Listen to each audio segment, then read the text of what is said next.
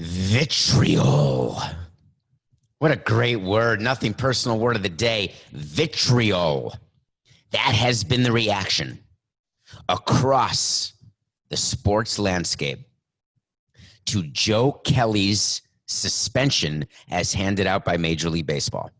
Joe Kelly is the pitcher for the Los Angeles Dodgers who threw over the head of Alex Bregman, who then made funny meme faces, or is it GIF faces or GIF faces, toward the Astros, which then led, it's meme. How am I doing, Coca? All right, we're going to start the show again. We're starting again. 3, 2, 1. Vitriol, as in the meme. No, vitriol is not a meme. 2, 1. Vitriol. Nothing personal word of the day. Can you imagine? Let me go through the issue, please, because I have no reaction, anything near what people are doing. There's a former player named Will Middlebrooks who works at CBS Sports HQ. Great guy, married to Jenny Dell, an anchor at CBS Sports HQ, does a bunch of other CBS things. He and I did a segment on HQ after the suspension was handed out yesterday. And his view is that the Joe Kelly suspension was a joke, that it was way too long, and that it's incredible that the Astros players were not punished for stealing signs and garbage cans and everything else they did. But then Joe Kelly throws above Alex Bregman's head and gets 8 games, which is 13% of the season, which in a regular season would be about 22 games. People were all over Twitter, social media, commenting, saying it's outrageous. Cheaters don't get punished, but Joe Kelly does. People were angry at Chris Young, who is the head of discipline for Major League Baseball, former pitcher. Remember that really tall pitcher? He pitched for the Padres, among other teams. Thinking that Chris Young made this decision. Here's a little nugget for you, folks. Chris Young did not make the decision of how many games Joe Kelly would get suspended for. He announced it. Do you know that when we do press releases and statements, we decide who's going to be the person announcing it in the press release? Statement by David Samson, president of the Marlins. Statement by Rob Manfred, commissioner of baseball. Statement by Jeffrey Loria, owner of the Marlins. Statement by Michael Hill, president of baseball operations. Statement by head of community relations. Whatever the case is, we would make that decision. That doesn't mean that person made the decision. That means that that's the person that we believe is the best person to have associated with that statement. So let me get you off the hook there, Chris Young. I know you didn't do that. So why are people so angry about this? I've been thinking about it all day since it happened. On yesterday's show, we told you that Joe Kelly would get suspended. We told you Dave Roberts would get suspended. I thought that Dusty Baker, the manager of the Astros, would get suspended as well, but he was only fined. The reason I believe that the managers would get suspended is because they allowed the benches to clear.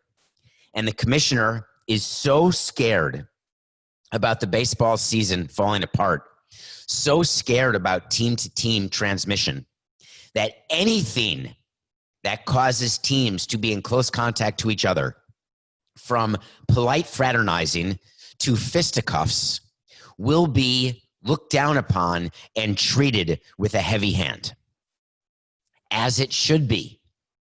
That's the commissioner's job, is to make sure that a season gets completed. It was made very clear to the players before the season started. 2 things. 1, the Astros players were not suspended because they were given immunity when they went into the commissioner to tell him everything they knew about the sign stealing scandal. That was a deal cut with the players' union to both protect members of the union, but also to get to the bottom of what happened in Houston. So rules could be made to ensure that it wouldn't happen again. Absent that granting of immunity, no one would really know what happened. So the Astros players were never going to be punished. The organization was. The organization was punished historically. First and second round pick 2 straight years. That's a big deal. $5 million. It's not chump change. The suspension of the GM and manager. They ended up getting fired by the Astros, but the suspension for a full year. The suspension of the video coordinator. These were not small punishments. So the players knew before the season started, 1, they knew why the Astros players hadn't been punished. And 2, they knew that any on-field retribution in the form of a beanball would be handled swiftly and aggressively. That's all Rob Manfred did yesterday. He let it be known that we will not, under any circumstances, go back on our word. When we told you don't throw at the Astros, we meant it. On top of that, you get an extra game because you threw at his head. On top of that, you caused a bench-clearing brawl, which could interrupt and ruin our season. Add them all up, you get 5 games. We're going to make it 8 because you're going to appeal, and I'm going to lower it to 5. If I'm the commissioner, I don't lower it to anything. You want to make an even bigger statement? You don't allow this suspension to be lowered. Now, 100 out of 100 times. That can't be true, Coca. I never want to speak in superlatives like that or hyperbole. The vast majority of the time, suspensions are lowered upon appeal. Wouldn't it be fabulous? Hold on. I got a plan. Time out. Everybody halt. You want to make this a real deterrent, Commissioner? You not only keep the suspension of Joe Kelly at 8 games, but in the statement where you keep the suspension of 8 games, you explain exactly why it's 8 games and then say any further violations where any Astros are hit or attempted to be hit intentionally, any player is thrown at their head above the numbers, or any player leaves the bullpen or bench or rushes the mound, there will be automatic suspensions greater than these. Now, that would be a statement by Rob Manfred, because I know that's in his mind. I know very well he is scared. For all the people who have made this political, and I don't mean red versus blue, but have made this an indictment on the commissioner, an indictment on the Astros, who believe that 2 wrongs make a right, who don't understand what a baseball can do to a person's head when they're hit by a pitch. I encourage you to look at a horrible video in Milwaukee many years ago when Giancarlo Stanton got hit, or any other number of players who've been hit. If you believe that what Joe Kelly did was right, then you probably believe in the eye for an eye. The issue I always had with eye for an eye is that everybody ends up blind. Why does that matter to me? Why street justice can't happen? One show this week, we talked about a concept of anarchy. May have been last week. I thought it was this week. We talked about anarchy. When you're running a professional sports team and a professional sports league, and you've got a union to deal with, and you've got owners to deal with, you have to be crystal clear what the rules of engagement are. There are so many opportunities and ways for teams and players to bend the rules, to interpret rules the way they want. That is why you need follow-up clarifications, you need precedents, and you need very simple language to explain what is or is not permitted. Because those leagues have to be the opposite of anarchy. Last night, the Dodgers and Astros played again. 13-inning game. No problem. No one got hit. No one rushed the mound. What's done is done. And my issue, as I said yesterday, is the whole thing happened because Kelly threw at his head. And it's worth repeating. If he had just hit him in the backside, none of this would have happened.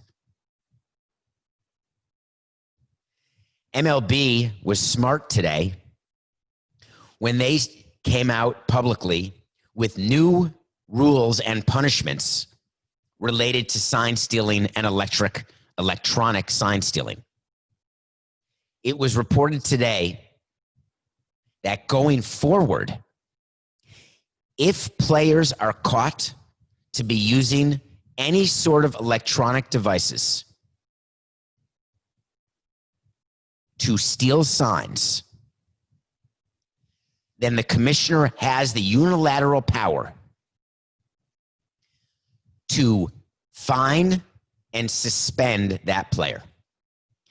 So it's very different than when it was the Astros, where they needed the Astros for the investigation. Now, baseball is going to have a sign stealing monitor in the video room. There are rules of what can be in the video room. There are now new rules of how the TVs can work in the clubhouse. The way it worked is when players are in the clubhouse during the game is you're getting the feed.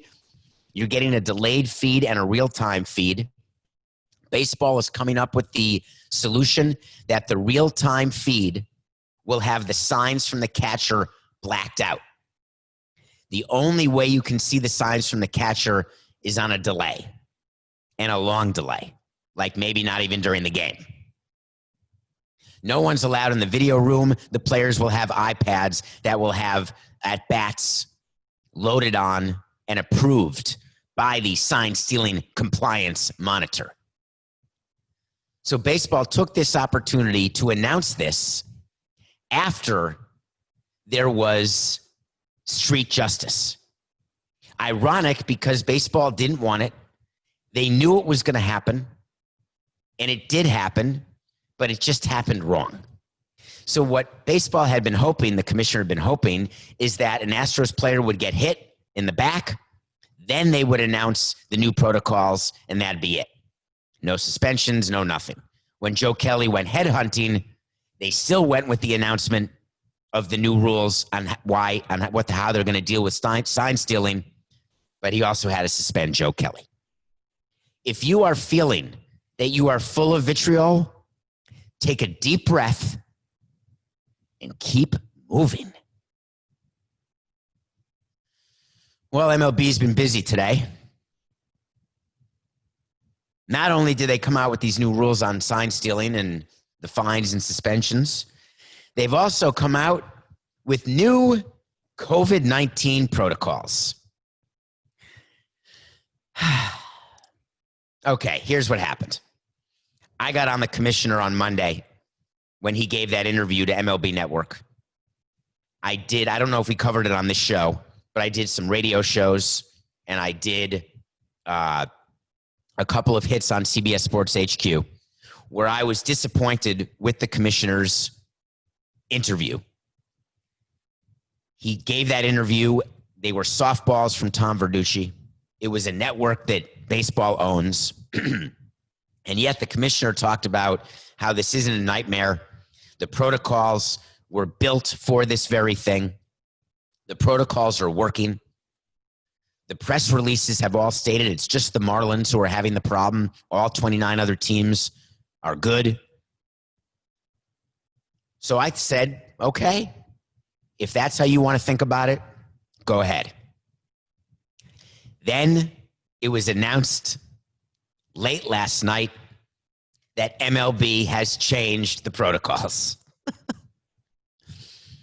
So what they're saying is that they are being informed of what happened with the Marlins, and it's helping them adjust. And it is true, baseball is a game of adjustments. And it is true that the protocols should be tweaked as the season progresses and they understand how these protocols work practically. All I'm saying is you could have said that from the beginning when you were interviewed. But what about these new protocols? A couple of things to note and a couple of comments. Number one, no more neck gaiters, only medical masks while traveling. No more leaving your hotel on the road. There will be compliance officers hired by all 30 teams, separate from your payroll, who will report to baseball, not to the team. And they are responsible to keep track of whether or not your team is in compliance of the protocols. It's like boarding school. It's like college with your RA, your resident advisor. It's like having a hall monitor, a babysitter. I sent a tweet that said, why don't we just tape the doors? Like when the kids are on trips in grade school and you put tape over the door so if anyone leaves their room, the tape is permanently and forever broken and can't be reapplied. And this way the hall monitor can know who broke curfew.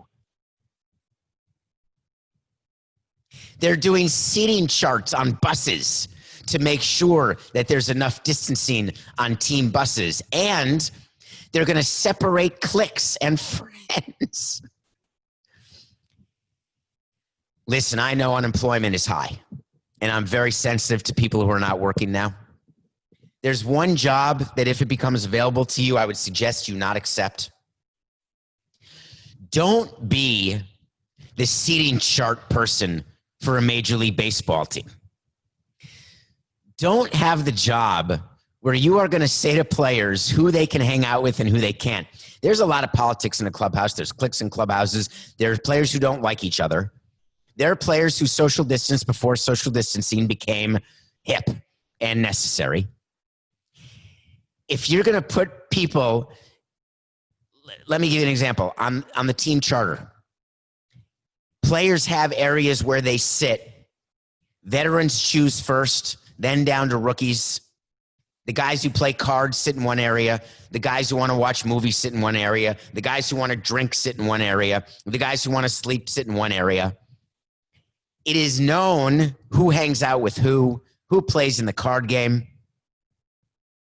Not much social distancing when you play cards on the charter.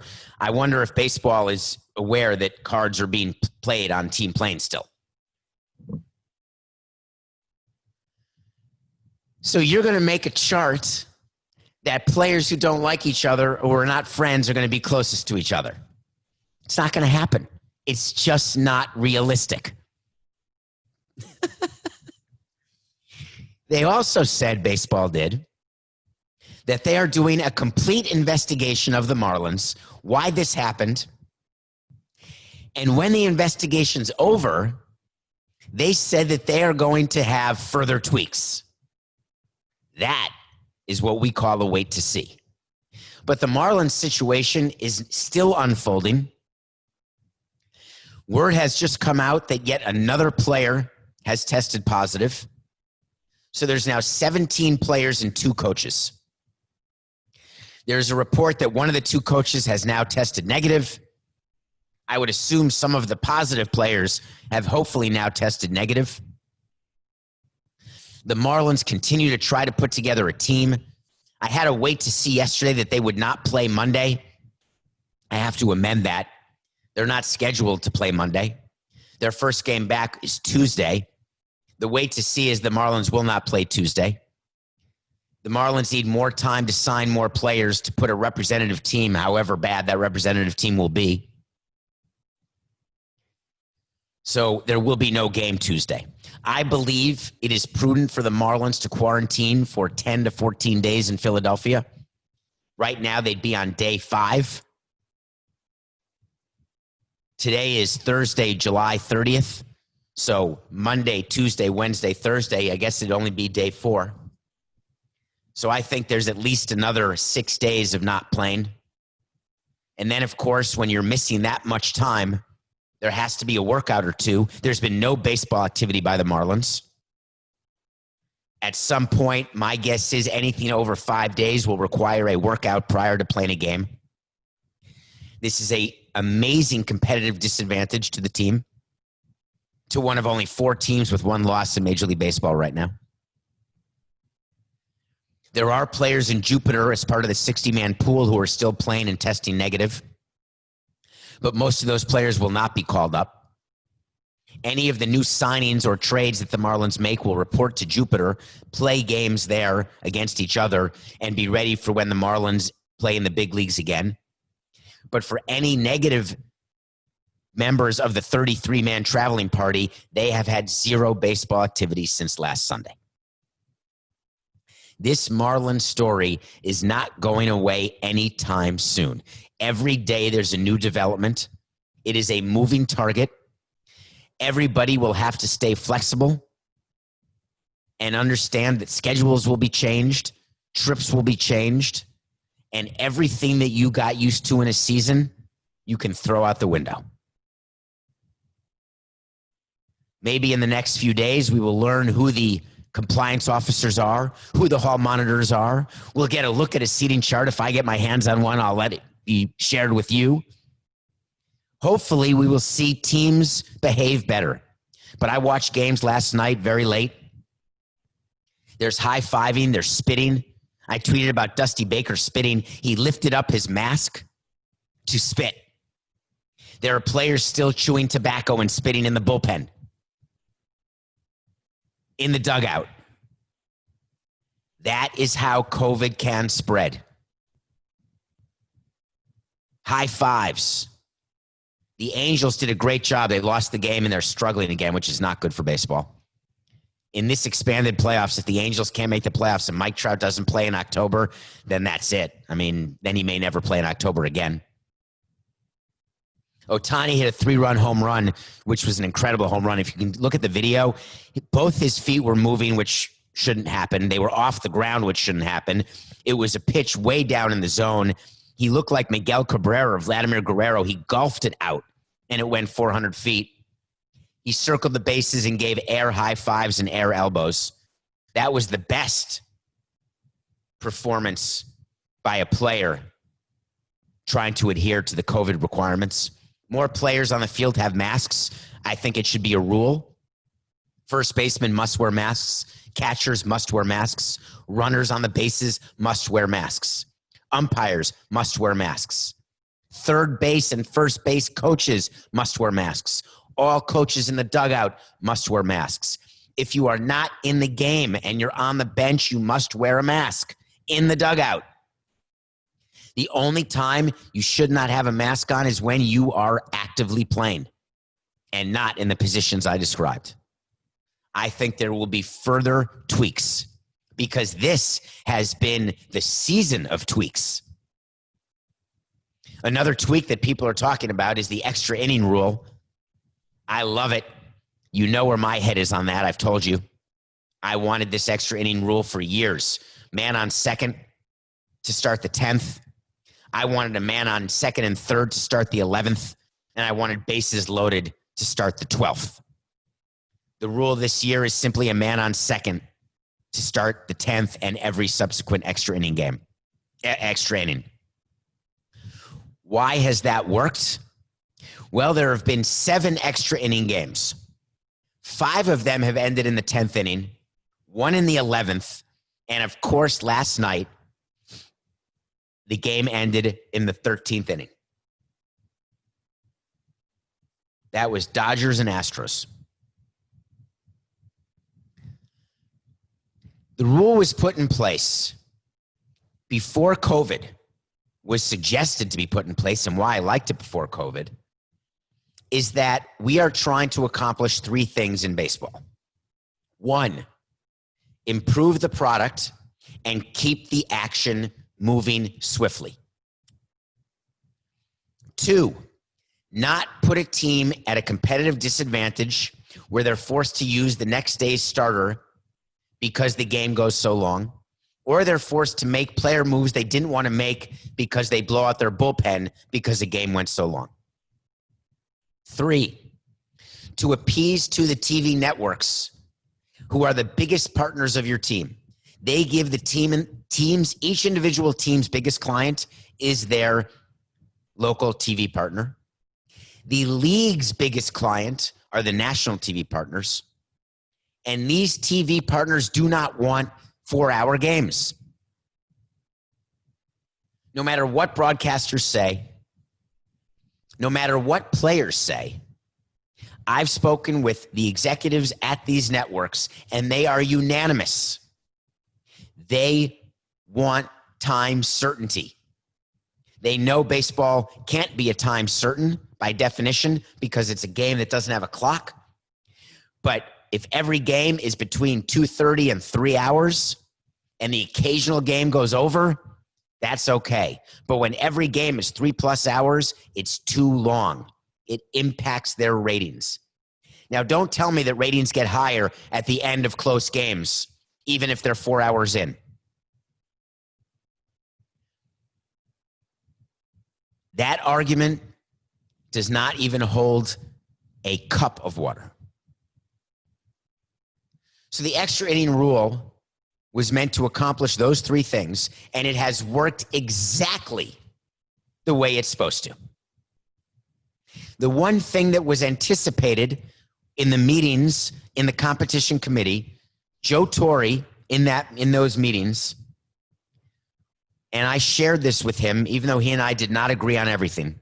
And you heard that on our Samson Sit-Down with Joe Torre. He and I had very strong intellectual arguments and disagreements about certain rule changes, about different ways that we thought the game was going. Where we did agree 100% is that extra innings was full of bad baseball. Everyone going for the home run, no one playing fundamentally sound baseball.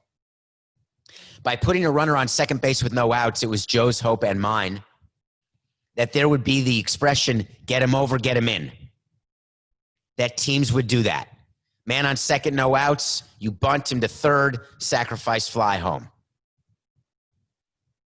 You heard me on Nothing Personal when Kansas City did that. Cleveland, against Cleveland, the Cleveland players stood up and said it's an outrage losing a game without giving up a hit. It's the damn point. But what we're finding is that not all teams are playing small ball in extra innings. The Dodgers, Astros are a great example.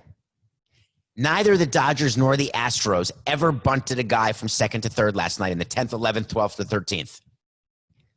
Now, each team scored in the 10th, and the game had to continue. Then there was a 2-run home run in the 13th, a 2-run leadoff home run. Boog Shambi, who was the Marlins announcer back in 2003, is now a well-known play-by-play announcer in baseball.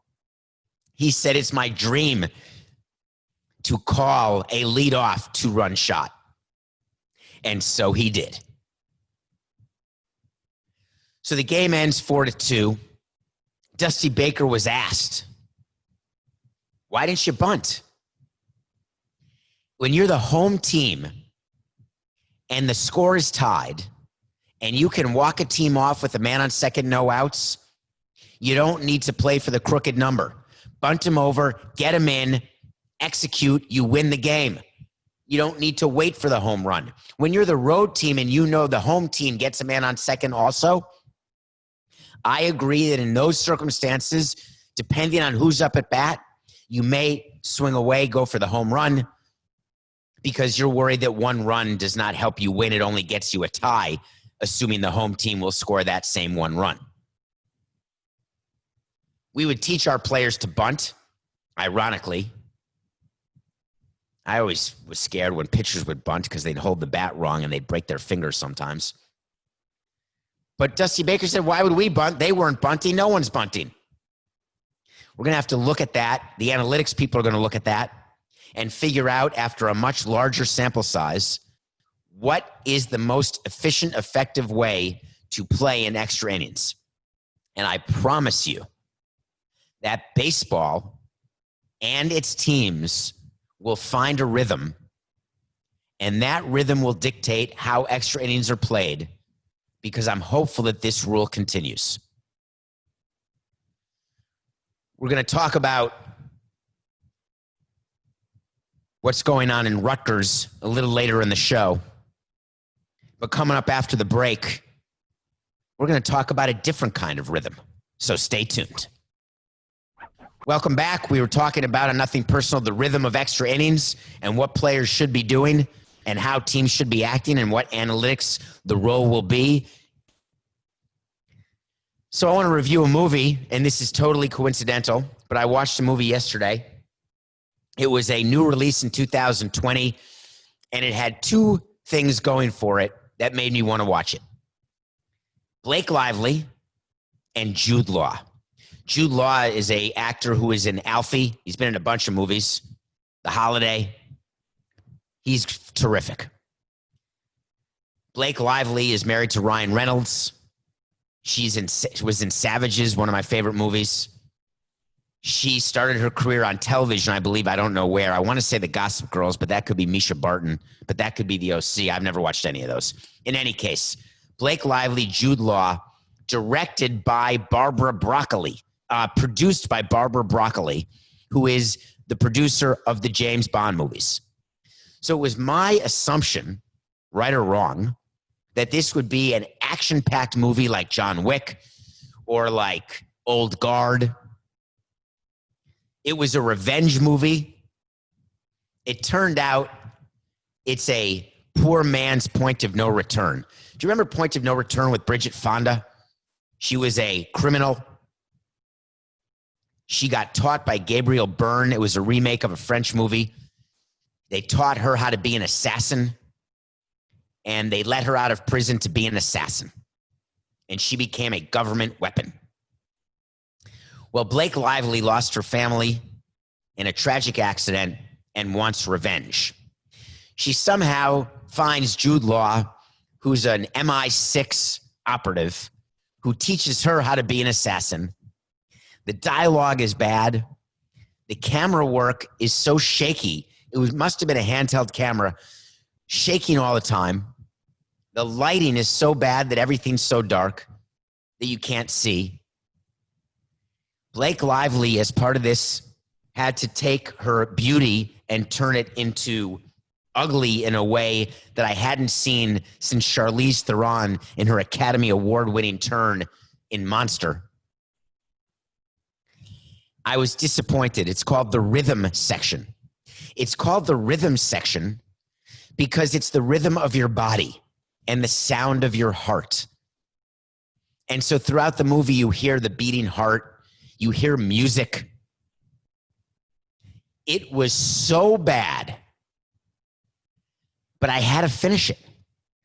I'm one of the 28% on Rotten Tomatoes who gave it a 28%. I don't care about Rotten Tomatoes because I'm going to watch a movie anyway that has Blake Lively in it and Jude Law. But my God, was I disappointed. Rhythm section, Jude Law, Blake Lively. Pass. You know what I want? I want to talk to Samson. So you want to talk to Samson. This is when you go on Twitter at David P. Samson. You can go on Instagram at David P. Samson. Get in my Twitter. Ask me a question. I'll get to it. Meanwhile, this is it. Today, tomorrow, vote for me, podcast of the year in the sports category. The link is wherever you're listening to this podcast or watching on YouTube, on our own YouTube channel. Please, please vote. If we get nominated, that would be so cool. Although to me, I'm going to claim victory just that we were in the group to be nominated. But why not get in there and vote? Tell your friends about our podcast because it's growing and we appreciate it. Mostly Coca and me, but even CBS. So you want to talk to Samson? Given the Rutgers situation, what does this mean for college football? What would you do if you were President Holloway, the man you did an episode with? I had to choose this one. There's a Samson Sit-Down. We do Samson Sit-Downs every couple weeks. Jonathan Holloway, the new president of Rutgers, first African-American president of Rutgers. We did a great show with him. I thought it was. And he is deep in the crap today. So here's the story with Rutgers. 15 of their players have tested positive for COVID because they attended an on-campus party. So Rutgers was forced to shut down the program for 2 weeks, joining Michigan State as the second Big Ten school to be forced to quarantine. The president had no choice. But what does he do? And what does it mean for college football? Let's start macro and go micro. For college football, what this means is absolutely nothing because we haven't learned anything from what happened at Rutgers that we didn't already know. If your players or anyone goes to an indoor party, you have a higher likelihood of getting COVID than if you are being socially distancing and doing things outdoors. We know this. Indoor activities without a mask for over 15 minutes and you are in danger. That's why the clubhouse is such an issue in baseball. That's why the rally in Tulsa was such an issue and Herman Cain lost his life, the former presidential candidate to COVID today, by not wearing a mask at that rally.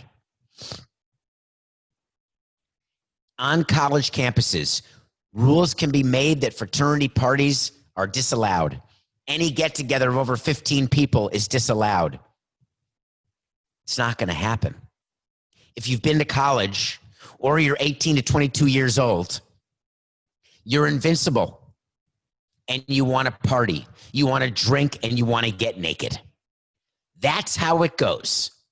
So if you think that college football isn't aware of the problem they have, you're wrong.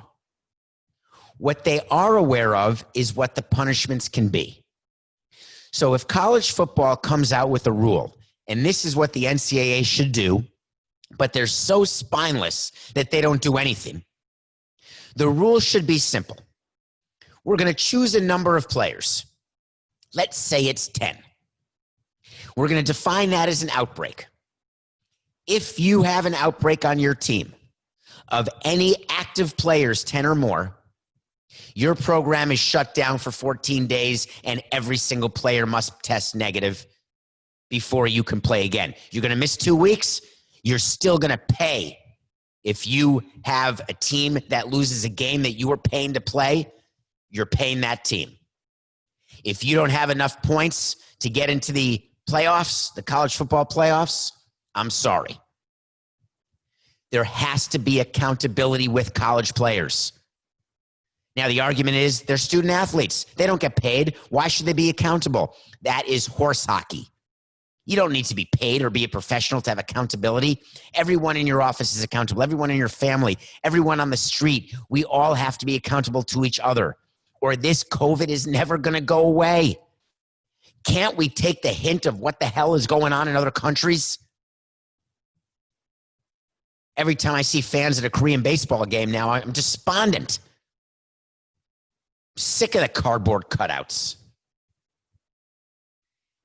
If I'm President Holloway in my first year, I'm flexing my ample, supple muscles, and I'm walking with the athletic director, and I am meeting with the team, and I'm explaining to them exactly what their punishment is. And it's more than a shutdown. If they have another violation, we're going to cancel the entire season. We'll find a way to figure out the finances, but your season's done. Does President Holloway have the guts to do that? Is it prudent to do that? Is it fair to punish people who behave because of certain people who don't? That is the toughest question when you run an organization.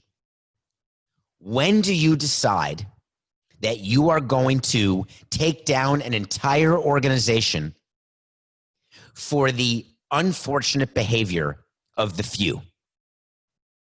There's no set answer to that question. My view has always been From a philosophy standpoint, the greatest good theory, you know that. We've talked about it, nothing personal. Sometimes I have to do something that hurts someone in order to help the majority. The actual equation is if you can help two people and it hurts one, that's the greater good. It's a responsibility on that campus at Rutgers to give these students an education to get through an academic year, because that is why the majority of people are at Rutgers, is to get an education to set them up for their careers going forward. And if we're going to have students, it's not about football players, anybody. If a fraternity violates the party rule, shut it down like it's Animal House. If a team violates, but only 15 players out of the 50 are in violation, the other 35 suffer the consequences. There's a responsibility to everybody on that campus. Not an easy decision, but a necessary decision. If you're the football coach of Rutgers, you got to put your foot down, like managers should be doing at the major league level, coaches should be doing. I mean, listen, you're Greg Schiano. You're being paid. Remember we talked about it on the Holloway episode? That he inherited that, I want to say, $5 million a year contract. You're being paid to make tough decisions. Make them. Because it makes everybody look bad. And don't tell me kids are being kids. I don't want to hear it anymore. So you want to talk to Samson? It is a tough situation for Rutgers. It is a real situation across campuses. And the NCAA has shown no desire of any kind to get involved. Zero. It's outrageous. Nothing personal, pick of the day. We won yesterday. We said that Scherzer would beat Pearson. Nationals would beat Toronto. Pearson debuted 5 strong innings. He's really good. Scherzer was good too. All zeros. Well, Scherzer did not beat Pearson, but I still won the nothing personal pick of the day because Toronto played an extra inning game with the Nationals, ended in the 10th inning when the Nationals scored 4 runs. That's a win. We're up to 2-3. My pick today is a strange one for me because I'm not very bullish on the Cincinnati Reds. You know where I feel about Trevor Bauer. I'm not sure that team is as good as people are thinking. They did get Mike Moustakas back. Remember Mike Moustakas from yesterday's show? He felt sick. He said he was sick. They held him out. He tested negative. They wouldn't let him come back. He had to appeal. He then comes back. He's then in the lineup. He then hits a 2-run home run. The Reds then beat the Cubs. Kyle Hendricks started for the Cubs. Sonny Gray for the Reds. A big win for the Reds. Today, I do believe that the Reds will win their second straight game behind Luis Castillo. Yes, that Luis Castillo, the pitcher who we traded from the Marlins for Dan Straley. The Cubs are going with Yu Darvish, who has struggled. Nothing personal, pick of the day. Let's go with the Reds over the Cubs. Wait to see. Wait to see is when I say things are going to happen, and maybe they will, maybe they won't. Guess what, folks? We made it to July 30th. The NBA is back. Yes. Real games tonight. We got Zion playing. The Pelicans are playing. We've got LeBron, Lakers playing the Clippers. Here's a way to see that we're going to know if I'm right or wrong by tomorrow. By tonight, Zion Williamson, number of minutes played, under 25. LeBron James, number of minutes played, under 30. Why am I setting the market at 25 and 30? Zion's been out for personal reasons, and LeBron is just old, and these games don't matter in my mind. Seeding does not matter in my mind. The Pelicans, it matters. They're trying to make the playoffs, but Zion will not be ready to play 25 plus. The Lakers need to keep LeBron fresh, knowing that he spends some time on social media now. Watch very carefully how the NBA games are played as we head into the playoffs. You are going to see rotations different. You're going to see minutes different because what teams are saying is in this bubble, we've got to get to the finals. And the way to do that is to manage minutes. And I'm going to go to a player and I'm going to look him right in the eye and say, LeBron, you're out.